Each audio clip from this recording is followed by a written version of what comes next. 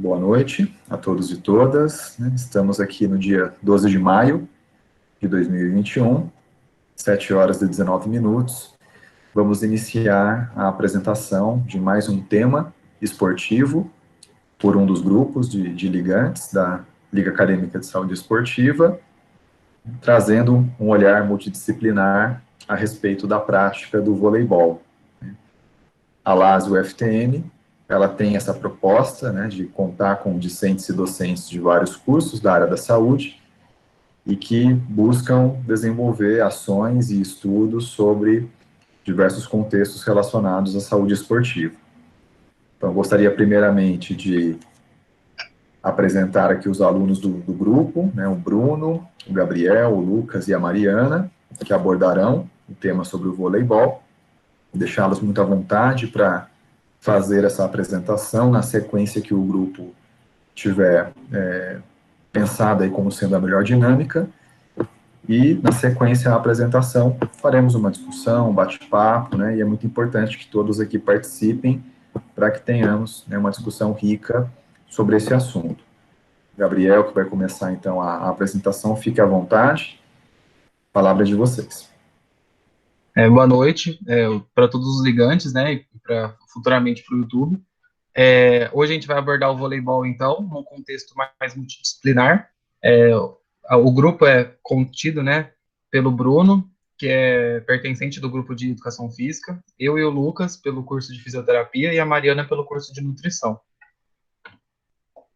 Então, abordando sobre o voleibol, a gente vai tratar sobre a contextualização do esporte, os principais pontos levantados pelos treinadores e pelos atletas, a visão da educação física, da fisioterapia e da nutrição sobre o esporte, dentro de todas as visões, as principais evidências e uma discussão posteriormente sobre o voleibol num contexto geral.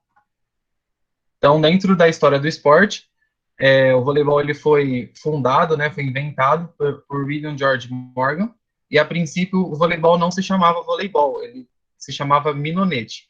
Ele foi inventado por escrito, em 1895 nos Estados Unidos, e no Brasil ele só teve uma efetividade, pertenceu ao contexto cultural de esporte entre 1915 e 1916, sendo principalmente um esporte elitista dentro do nosso país.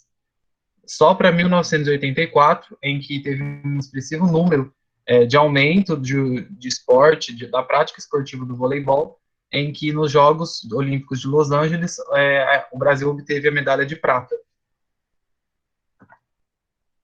Então, falando um pouco sobre o voleibol, o voleibol é uma prática esportiva coletiva, praticamente de 6 a 7 jogadores em quadra, um sempre sai e volta, tem um rodízio ali entre o líbero e o meio de rede.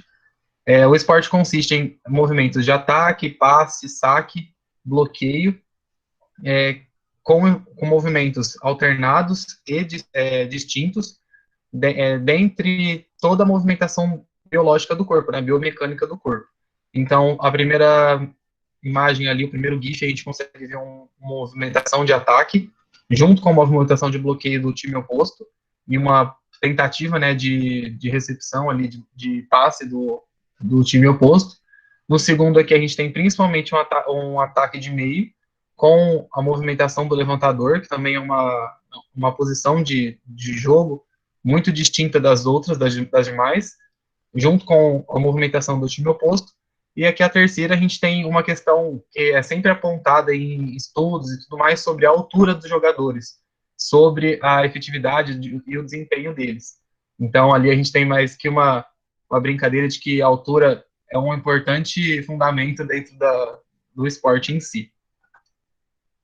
Dentro das principais demandas dos treinadores e dos atletas, a gente aborda como os 3 principais pontos, que é a alta taxa de treino, devido a várias posições, diferenças de posições e técnicas, são necessários muitos treinos longos, tanto individuais quanto em grupo desses atletas. O longo período de jogo, porque ele é um jogo que tem média de 1h30 de duração, podendo chegar até mais de 4 horas, então é um jogo teoricamente cansativo, se você for ver, contando a parte de treinamento e de jogo, e por se tratar de um esporte em equipe. Então, por mais que o nosso grupo não aborde a parte da psicologia, por não conter membro, a gente também traz a partir da demanda de treinadores e dos atletas. E por se tratar de um esporte em equipe, as partes psicológicas de coletivo, de individualismo também afetam e podem afetar o rendimento da equipe.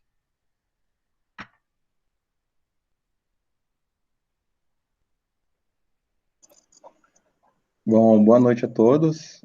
Eu sou o Bruno Alencar, sou discente do curso de Educação Física e eu vou abordar sobre a preparação física no voleibol.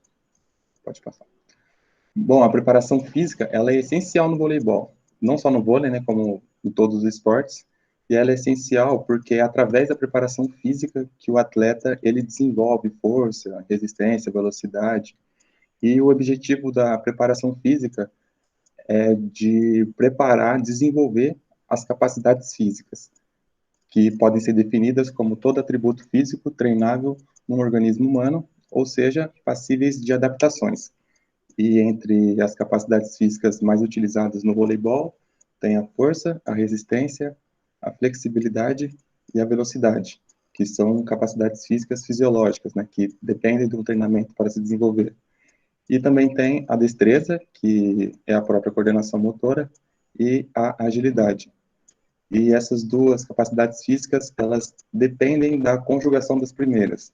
Ou seja, elas dependem do nível de treinabilidade dessas primeiras capacidades físicas para elas se desenvolver. No caso da coordenação motora, o atleta ele precisa ter muita flexibilidade, e no caso da agilidade, o atleta precisa ter muito bem desenvolvido a força e a velocidade. Pode passar. E sobre os tipos de capacidades físicas, falando uma a uma em específico, a força, ela é a habilidade que permite um músculo ou grupo muscular de produzir uma tensão. E a força, ela se manifesta através de três formas, que é a força rápida, ou força de potência, que é a capacidade de superar uma carga no menor tempo possível.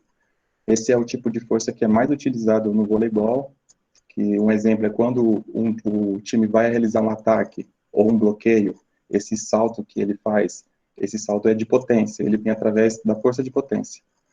Tem também a força máxima, que é a capacidade de um músculo de realizar tensões máximas, e a resistência de força, que é a capacidade do indivíduo suportar cargas durante mais tempo. Outra capacidade física bastante importante é a resistência, que é uma qualidade física que permite um esforço contínuo durante um determinado tempo. Por mais que o vôlei não seja um esporte de grande resistência, né, porque os atletas, eles não correm, o que eles fazem no máximo são deslocamentos laterais, frontais, em comparação ao futebol, né, que os jogadores, eles correm o campo inteiro, o vôlei praticamente eles ficam parados, né, praticamente. Mas existem partidas que duram até 3, 4 horas, e se o atleta ele não tem uma boa resistência, ele não vai conseguir manter-se no jogo inteiro em alto nível. E a resistência, ela também se manifesta sobre duas formas, que é a resistência aeróbia, que é a capacidade de suportar um determinado nível de esforço durante o maior tempo, e a resistência anaeróbia, que é a capacidade que o indivíduo possui de suportar exercícios de alta intensidade utilizando uma carga reduzida de oxigênio, que são exercícios aí que têm a duração no máximo de até 3 minutos. Pode passar. Pode passar.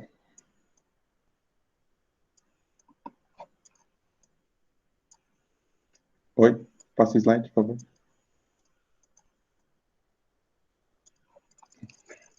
A outra capacidade física é a flexibilidade, que é a capacidade de realizar movimentos articulares na maior amplitude possível, sem que ocorram danos às... Volta para mim, por favor. Isso, Gabriel. Tá me ouvindo direito? Tá saindo bem? Né? Sim, Bruno, é que eu acho que deve estar com algum delay tá, na hora de passar o slide, e aí eu acho que acabou causando essa confusão, mas agora acho que ficou no slide certo, né? Ok, isso. Perfeito. Outra capacidade física importante é a flexibilidade, né, que é a capacidade de realizar movimentos articulares na maior amplitude possível, sem que ocorram danos às articulações. E a flexibilidade nada mais é do que o trabalho de alongamento, né, que é feito todo dia, antes de todo o treino e depois. Outra capacidade é a destreza, né, coordenação motora, que é a capacidade física que permite realizar uma sequência de exercícios de forma coordenada. É uma capacidade muito importante, principalmente para o levantador. O levantador ele tem que dominar esse tipo de capacidade física. E por último, a velocidade, que é a capacidade de realizar ações vigorosas em um curto espaço de tempo. A velocidade ela se manifesta sob duas formas, que é a velocidade de deslocamento, que é a capacidade máxima de um indivíduo se deslocar de um ponto ao outro, e a velocidade de reação, ou de reflexo, que é a rapidez com a qual o indivíduo é capaz de responder a um estímulo. E esse estímulo ele pode ser tanto visual, tátil ou auditivo. No caso do voleibol, esse estímulo é visual. Um exemplo é quando o time adversário realiza um ataque, que é o famoso corte, né, que bate a bola com muita força em direção ao chão. Aí o time adversário tem que se deslocar o mais rápido possível para impedir que aquela bola toque ao chão, né? E essa ação que ele realiza é uma velocidade de reação. Pode passar.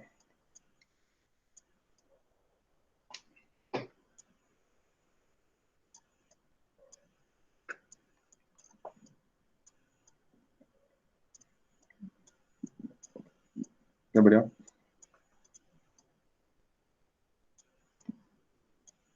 Passa, por favor.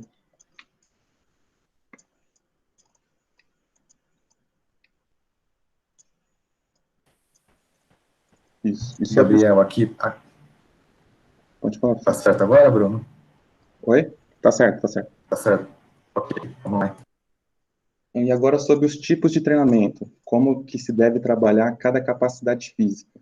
A força, esse treinamento ele deve ser de forma geral e específica.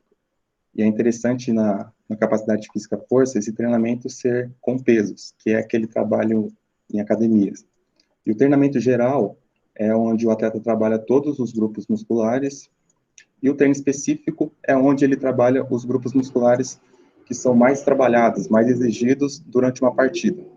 E esses grupos musculares específicos são os extensores dos membros inferiores, em que os músculos são os quadríceps, glúteo, gastrocnêmio e sóleo.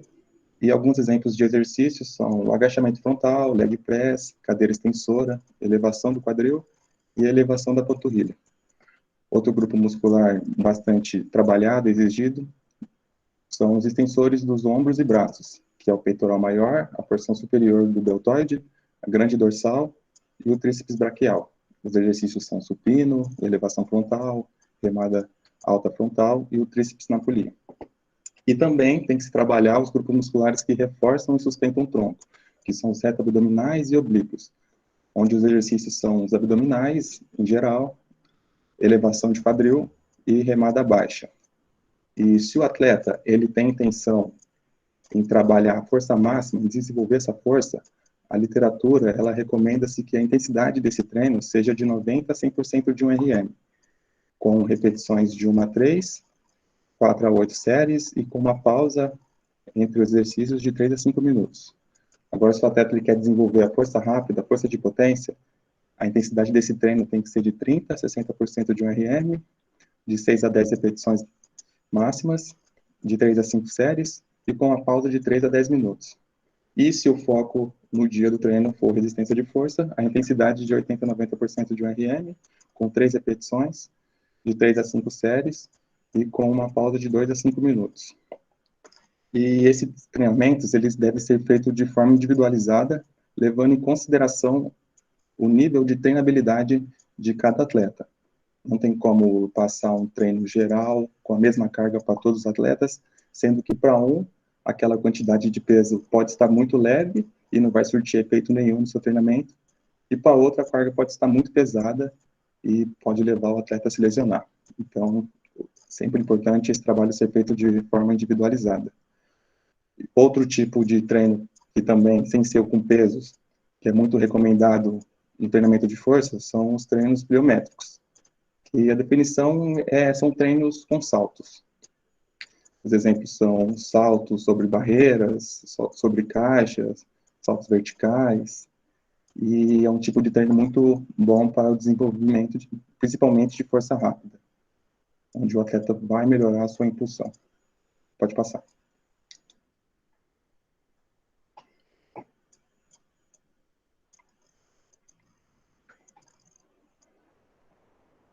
E no treinamento de velocidade, agilidade e resistência, esse treinamento ele é feito de modo de circuitos, onde são várias estações e em cada estação o atleta ele realiza um exercício específico.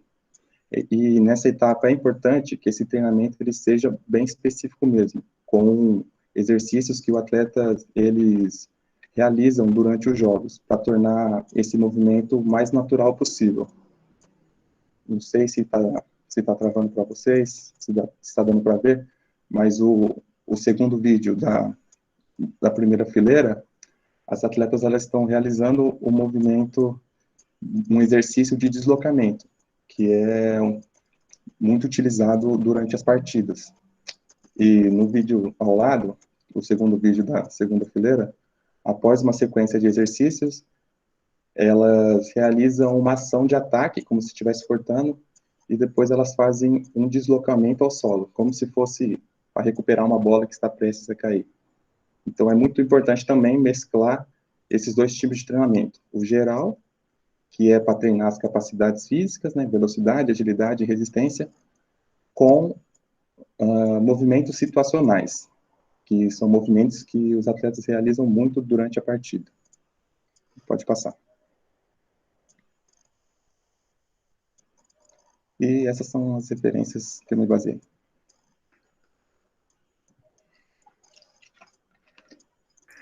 Boa noite a todos. Meu nome é Lucas Duarte. Sou da graduação de fisioterapia e eu vou falar um pouquinho da atuação da fisioterapia nesse esporte.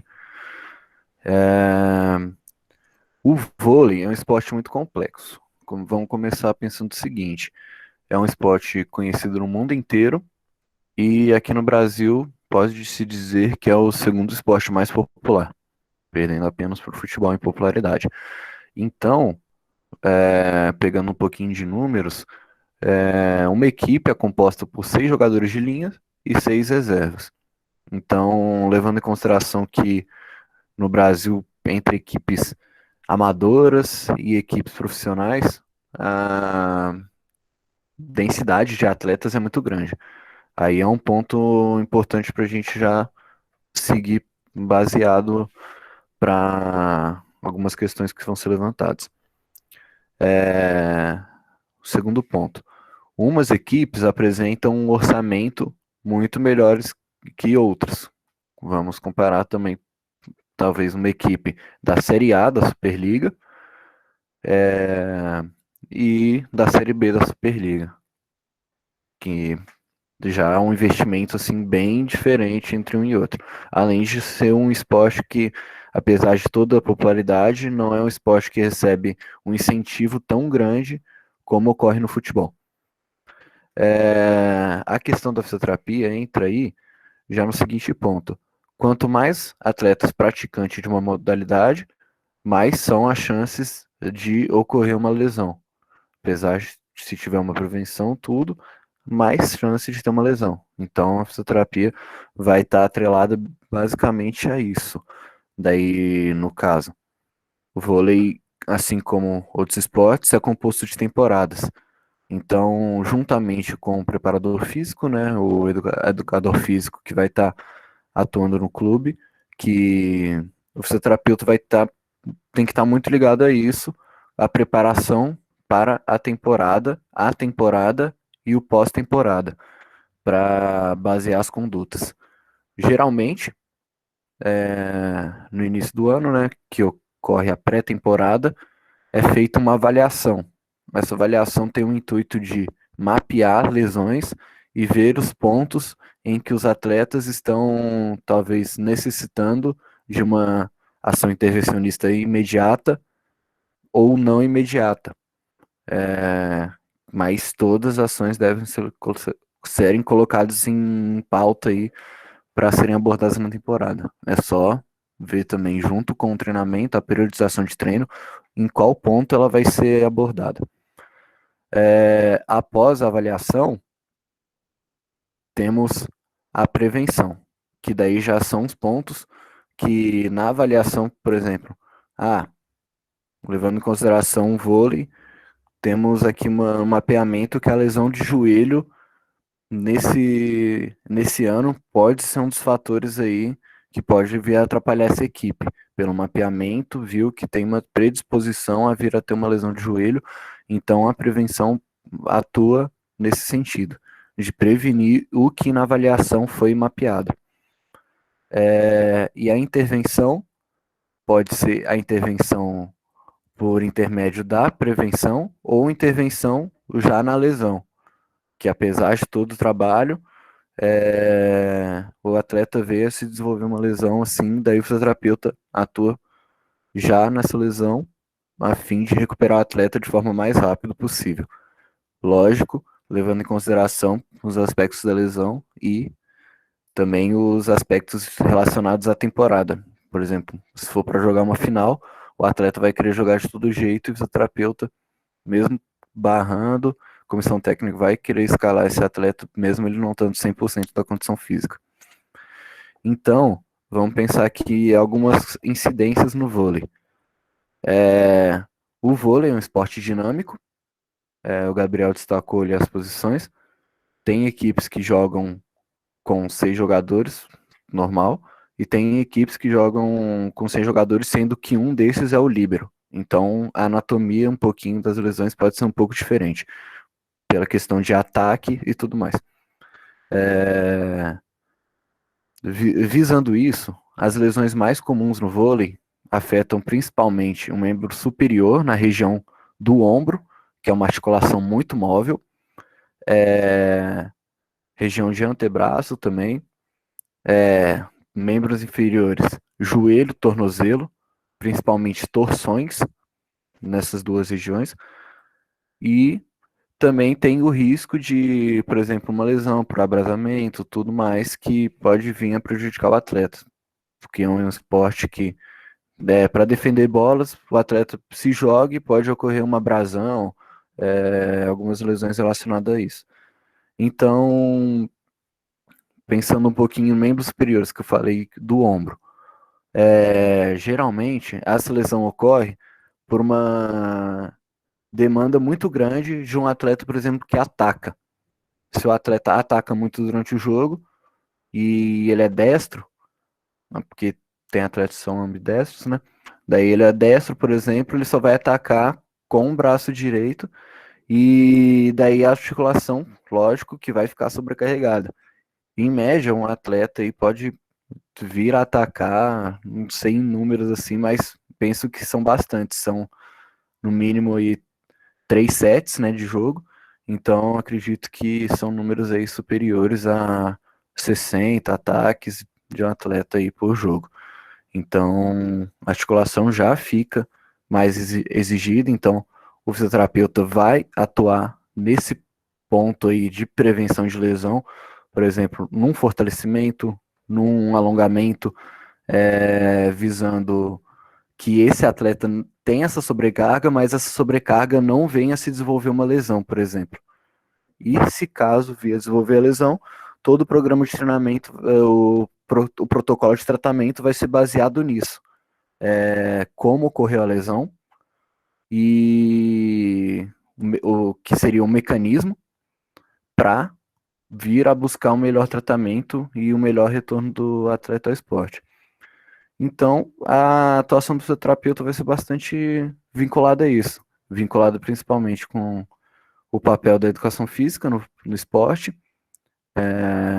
e também individualizando os atletas. É um esporte coletivo, mas cada atleta apresenta suas demandas, suas queixas, sua anatomia, né? Então, traçar um perfil assim de uma equipe, por exemplo, essa equipe a gente só vai trabalhar a questão de membro inferior, não é assim.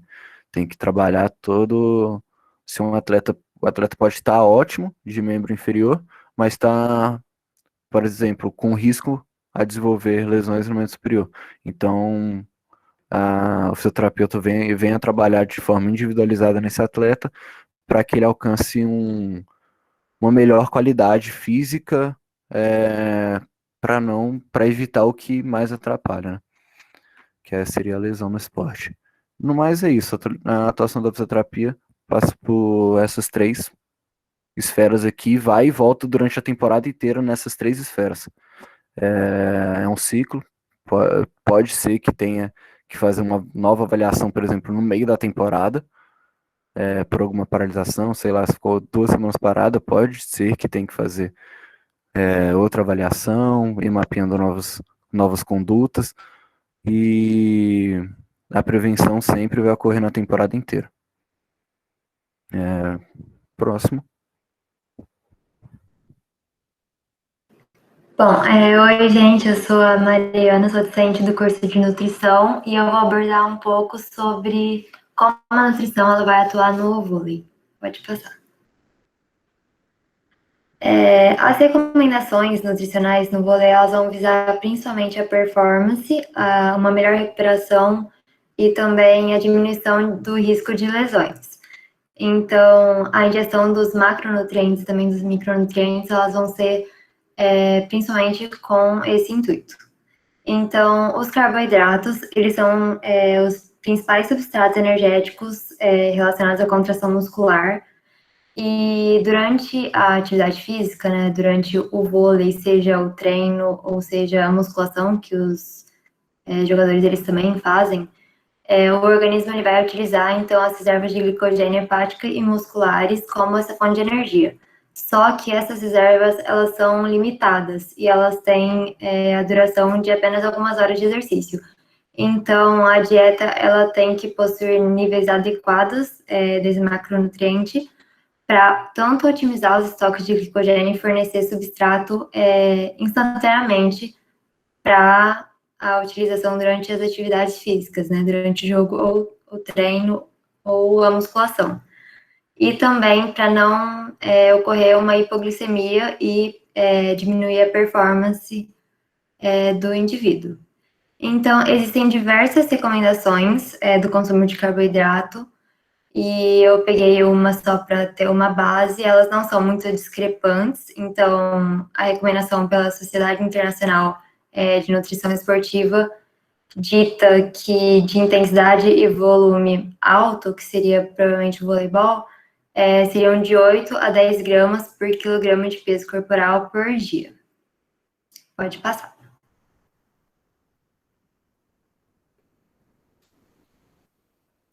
Então, também o horário dessa ingestão ela vai influenciar bastante.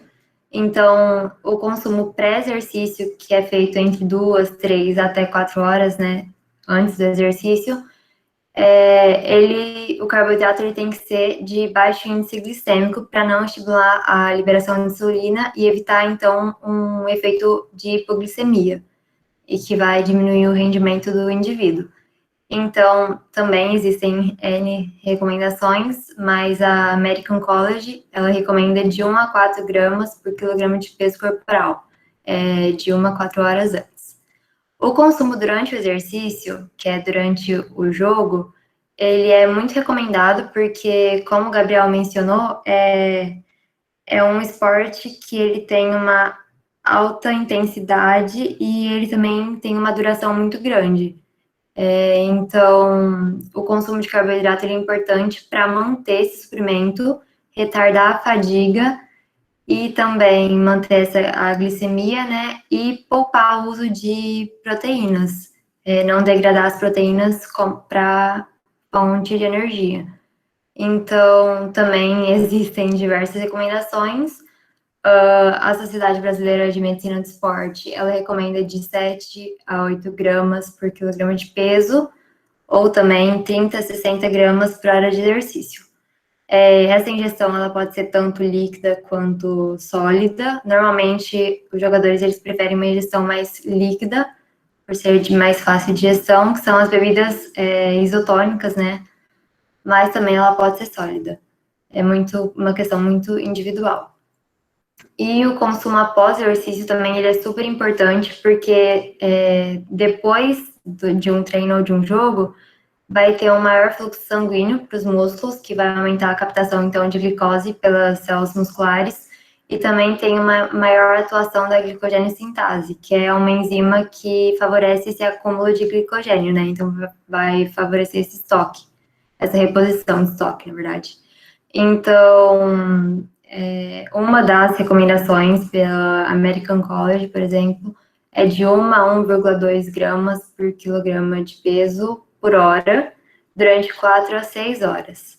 Recentemente, estão surgindo alguns artigos que falam que a melhor janela para consumir esse carboidrato seria de até 2 horas, mas não é uma questão que está totalmente certa ainda, assim, não existem tantos estudos comprovando, mas em até 4 horas é importante esse consumo. Pode passar. Bom, as proteínas, eu acho que em todo esporte elas são bem conhecidas, né? São bem relevantes e elas possuem N funções de construção muscular, né? Formação e manutenção dos tecidos corporais, ação na contração, né? Pela actina e miosina, na recuperação dos danos musculares também. Elas possuem funções enzimáticas, hormonais, imunológicas, vão reparar as microlesões causadas pelo esporte, e a recomendação delas no vôlei, elas vão ser um pouco mais altas do que o comum. Então, o comum é 0,8 gramas a 1 grama, 1,2, mas no vôlei, como os jogadores, estão em constante quebra de proteína, degradação de proteína, recuperação dessas proteínas, a necessidade vai ser um pouco maior, então de 1,2 a 2 gramas por quilograma dia, a American College recomenda. Pode passar. Os lipídios, talvez eles não sejam tão relevantes no esporte como as outras, mas eles são muito importantes porque eles possuem diversas funções no nosso metabolismo, no nosso organismo. Então, para manter a homeostasia do nosso corpo, a gente precisa de uma ingestão adequada, e se ela estiver inadequada, podem ter várias complicações. Então, os lipídios, eles são envolvidos, né, eles são componentes das membranas celulares, eles estão envolvidos em questões metabólicas e energéticas também, e fornecem energia em forma de triglicerídeos. E também tem os ômega 3, por exemplo, ele vai ser super importante de ação anti-inflamatória, também imunomodulador. Então, a ingestão dos lipídios tem que ser adequada, mas elas não mudam de um indivíduo não sedentário, mas de um indivíduo que não pratica o vôlei ou algum exercício. Então, a recomendação ela é a mesma, de 20 a 35 do valor energético total, sendo que é dividido em 1/3 para ácidos graxos saturados, 1/3 para poliinsaturados e 1/3 monoinsaturados. Pode passar. Não só os macronutrientes, então, eles são importantes no esporte, mas os micronutrientes também, porque as vitaminas e minerais, elas vão realizar diversas funções no nosso organismo, como a manutenção da saúde óssea, a participação no metabolismo, reparo muscular, síntese muscular, eles participam da função imune, então eles são muito importantes. No meio esportivo, os que mais se destacam são as vitaminas do complexo B, porque elas participam do processo de produção de energia, na síntese de enzimas e hormônios também, e as vitaminas C, vitamina E, vitamina D, o zinco e o selênio, que são antioxidantes. Então, eles vão ajudar no combate ao estresse oxidativo que o exercício ele provoca. Aqui eu mencionei algumas carências, né, que alguns micronutrientes eles apresentam, não coloquei todas, porque todos vão causar alguma coisa, então foi só para exemplificar um pouco. A tiamina, que é a vitamina B1, por exemplo, em deficiência, ela pode provocar uma fraqueza muscular, uma maior facilidade para fadiga. A vitamina D, ela pode causar uma fraqueza óssea e, consequente, aumento de fraturas. A vitamina C também, uma fraqueza muscular. E a biotina, que é a B7, ela pode provocar uma dor muscular. Pode passar. Bom, a hidratação, ela é muito essencial, tanto para a regulação da temperatura corporal, mas ela também possui papel na digestão, na circulação, excreção e absorção. E ela também no esporte, ela é muito importante pelo seu papel na lubrificação das articulações. Existem recomendações em ml, mas eu duvido que alguém contabilize ml a cada hora de ingestão, mas existem. O importante, eu acho que é ingerir o líquido durante o exercício, antes, durante e após, né? Mas durante o exercício, como eu mencionei anteriormente, às vezes não só a água, mas também os repositores hidroeletrolíticos e as bebidas, né, hidroeletrolíticas. Tem uma pequena diferença entre repositor hidroeletrolítico e bebida esportiva, né, que são as isotônicas, que é na presença de carboidratos, que talvez só as bebidas esportivas elas tenham. Os repositores hidroeletrolíticos, eles não são obrigados a ter na sua composição, e também um pouco na diferença da concentração de sódio e de potássio, mas ambos eles vão ter esses eletrólitos, né, o sódio, o potássio e outros, mas principalmente sódio e potássio, porque eles são mais importantes nessa produção de energia, né, na produção de ATP. Pode passar. Sobre suplementação no vôlei, não existe nada obrigatório, não existe uma suplementação que seja necessária, entra uma questão muito individual. Então, uma cafeína poderia ser utilizada, whey também poderia ser utilizado. Eu peguei o exemplo da creatina, eu li um estudo, uma dissertação feita em 2018, né, uma dissertação de mestrado para um aluno da USP de Ribeirão Preto, que o título é O efeito da suplementação de creatina sobre marcadores de lesão muscular e desempenho físico em atletas de voleibol. E, bom, acho que o mecanismo de ação da creatina é super conhecido, né? A creatina fosfato, ela vai doar o fosfato para o ADP e nisso vai gerar o ATP, resumidamente, e vai gerar energia. Então, a creatina no vôlei, ela vai ser importante por esse aumento, né? Por esse aumento de ressíntese de ATP, então, causando uma diminuição da fadiga, vai aumentar a performance por ter essa maior concentração de ATP e vai proteger também os tecidos de danos causados por hipóxia. E também ela pode ser importante em situações de rally, que eles vão precisar ter momentos mais de salto, intensidades mais fortes em curtos períodos de tempo. Então, a creatina ela pode também ser interessante aí.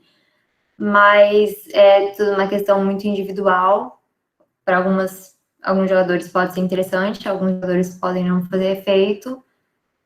Então, acho que é isso. Acho que acabou.